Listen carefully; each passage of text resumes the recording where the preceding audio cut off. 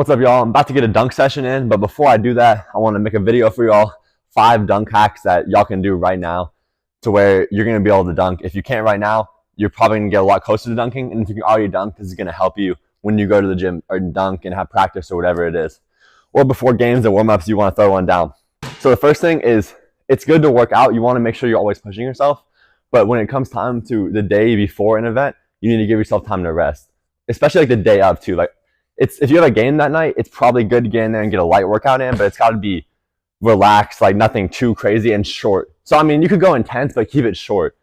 But the main thing is just the day of something, you need to let yourself relax and you need to let your body heal. You need to stretch because when it comes time for game time, you got to go like all your effort. So it takes a lot of energy out. And if you've already been using your energy, you're not going to have energy for the game.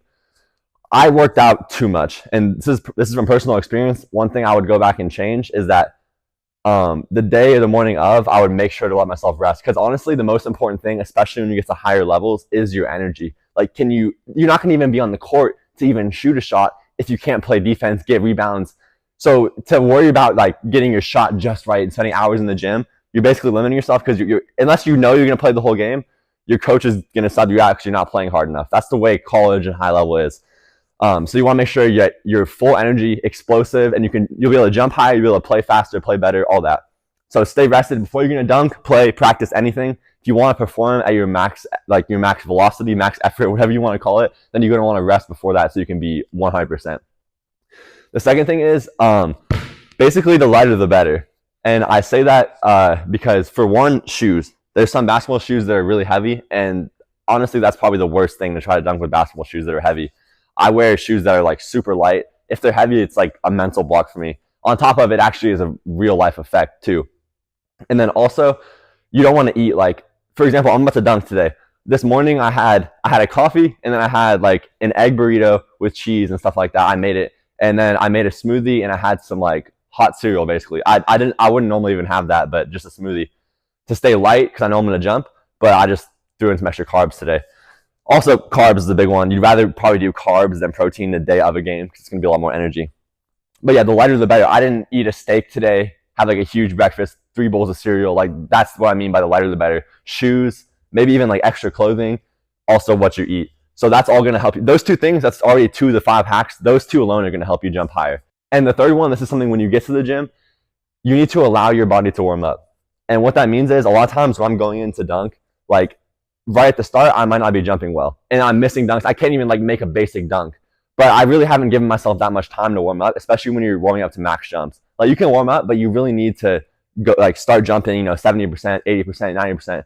That's until you can really jump max effort. And sometimes the best way to really warm up is to do something that like requires max effort, like, defense, like playing ones, just warming up, like doing regular like baskets, like regular layups, cuts, stuff like that. That's going to help you warm up better because you're not going to be thinking about making sure you can dunk and, oh, how high am I going to jump today and all that. But you're also going to want to give yourself just time. Like, sometimes your body just needs time to warm up. And if you give up too early, and also momentum, you might give up early when you weren't jumping well and be like, damn, I can't jump today. So don't give up on the jump session too early, because if you do give yourself time to warm up, like even 5-10 minutes of actually max effort jumps, your body might start to catch up and you might start to jump really high. Then you might catch like a windmill, get some momentum, get some more energy, and all of a sudden you hit some dunks you've never done before or anything like that. So that's what you're going to want to do. And then once you do get warmed up, this is the actual jumping tip. Arm swing, it doesn't matter if you're right, left, doesn't matter if you're 1 foot or if coming in left, right, or even if you're whatever the other right foot jumper. It doesn't matter what you are. Arm swing is probably like the most important thing.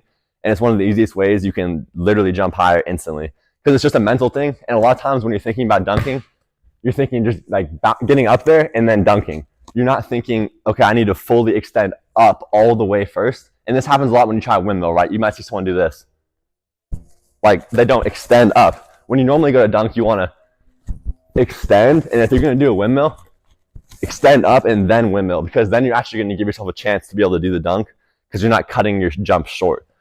So arm swing and coming from right, left, you can do this way, right, left, so you can dunk on someone. And then 1 foot is super important, and knee drive is especially if you go with one hand, is this arm swing.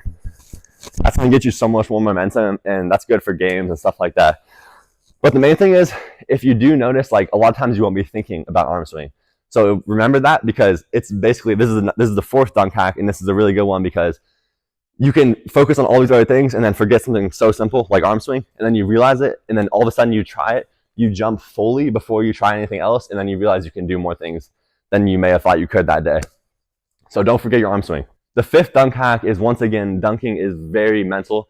So when you go in the gym and you're throwing lobs and you're just trying to get a dunk down, you're not thinking jump as high as you can. You're not thinking be aggressive. You're just thinking, I'm going to try to get a dunk down.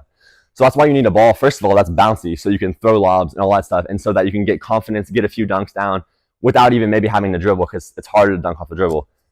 And you're going to want to throw it higher than you think you can get it, because that's going to mentally push you to jump higher, and therefore let you jump higher on the next few jumps and have a better session, have a better day, better game, whatever it is.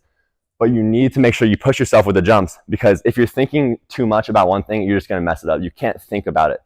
So what you need to do is throw the ball high enough and have it bouncy enough to where you don't have to think about it. It just goes high, and it just forces you. If you don't get the ball, you're just going to miss the dunk anyway, so you might as well get up as high as you can. And that's the mindset I want y'all to have. So you need to push yourself, but just try things. It's okay to mess up. Like, that's what's going to get y'all better. So try things, push yourself past your comfort zone, and then the dunks that you thought were supposed to be hard for you are going to end up being easy in a little while once you get used to that.